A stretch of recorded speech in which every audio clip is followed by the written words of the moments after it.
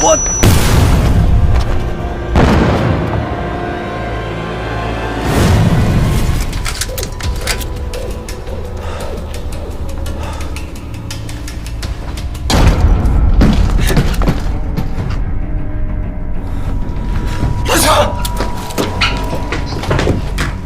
老乡，老乡，你怎么了？老乡，快醒醒！你怎么样，老乡？啊？什么？叫救护车！救护车！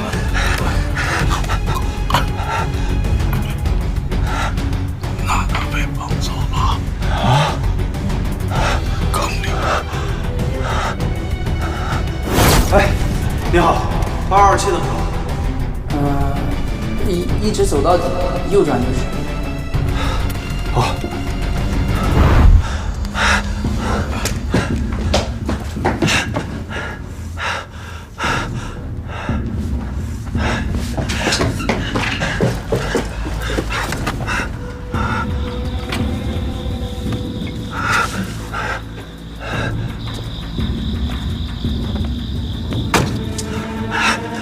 老乡，老乡。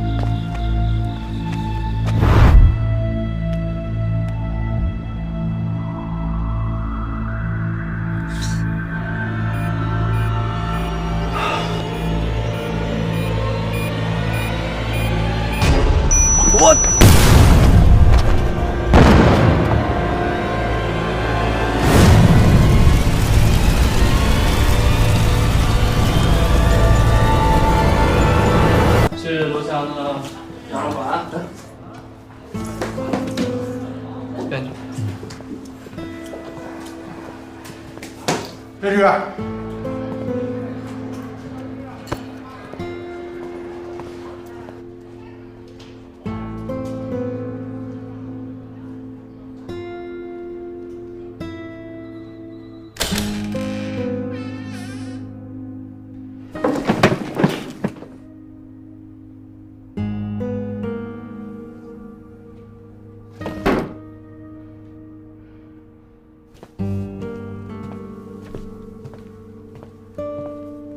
开始吧。昨天晚上10点左右，我们接到群众报警，说是城湾宾馆内传出了枪声。我们来到城湾宾馆的8227号房间，确实发现了意外，一死一重伤。死者胡英博，年龄39岁，无业。而这不是那个唐优，你的拳，你接着说。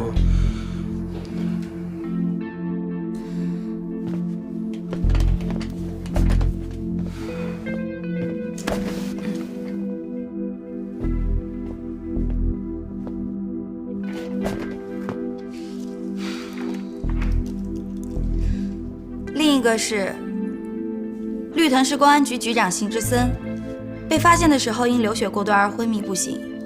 在过去的2个月里，邢志森和胡英博没有什么生活的交集。胡英博体内的子弹是由邢志森手上的6.4式手枪激发而出的，而胡英博手中握着的是一把不锈钢勺子。在邢志森的体内也发现了6.4式手枪的弹头，但据技术科鉴定，邢志森体内的子弹也是由他自己手中6.4式手枪激发而出的，并且在现场没有发现除了邢志森和胡英博之外第三者的痕迹。也就是说，邢志森因保护人质安全而开枪击毙胡英博这个观点，就现在的证据来说，无法成立。综上所述，现在怀疑邢志森滥用武器致他人死亡，被发现时候被罪自杀。畏罪自杀，怎么所有的矛头都指向老邢了呢？干嘛？这是案情分析会，不让说话。我怎么不让说话了？啊？他新来的不了解，你们也不了解老邢吗？再说了，怎么对战友一点信任都没有？只有你是老邢的战友，他们就不是老邢的战友了。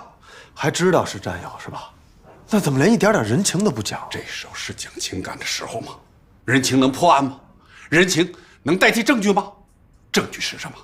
是冰冷无情的。你与其在这拍桌子发脾气，不如去找新的证据来推翻现有的证据。哎，用不着你说，我也会去找。我就看不惯有些人这么冷酷无情。大家都回避一下。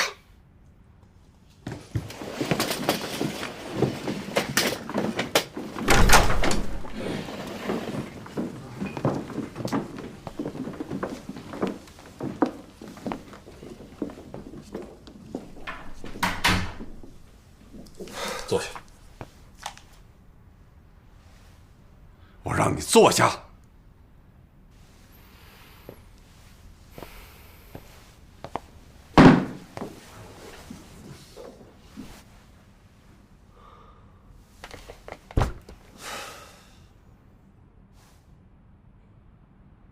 你看清了吗？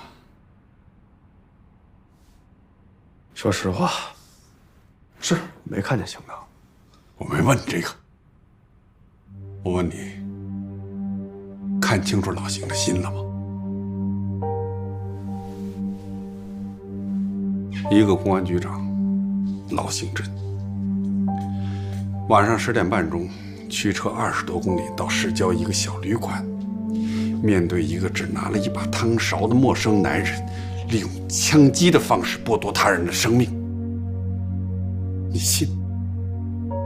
这个局做的是费尽心机，所有的证据都指向老邢，把老邢逼到了一个非常危险的境地。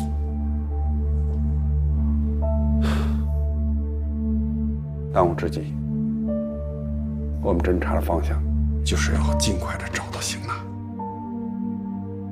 我一直有一个感觉，绑架邢娜的和陷害老邢的是一伙人。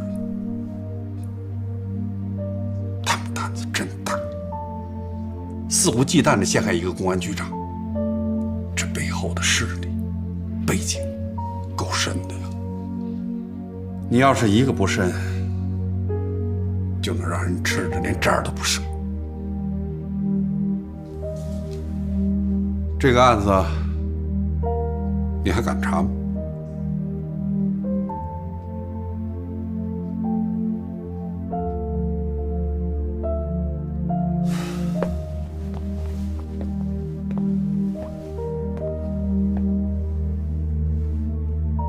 编剧，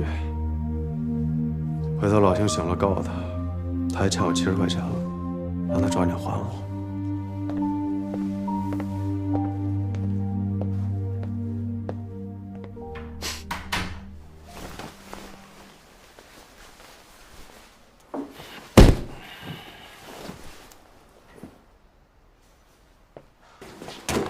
这乱的。